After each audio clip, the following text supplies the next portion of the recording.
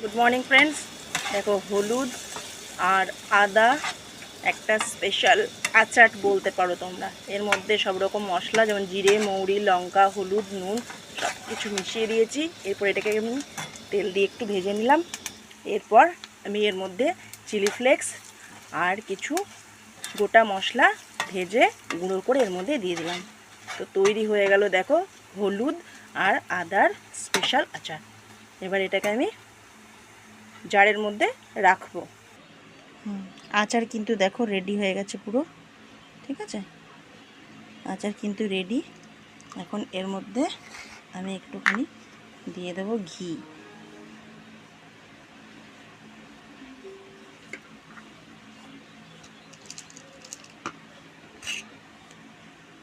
দেখো, আচার কিন্তু পুরোপুরি রেডি, ঠিক আছে? আচারটা কেমন হয়েছে আমাকে একটু জানাবে তোমরা কমেন্টে, ঠিক আছে?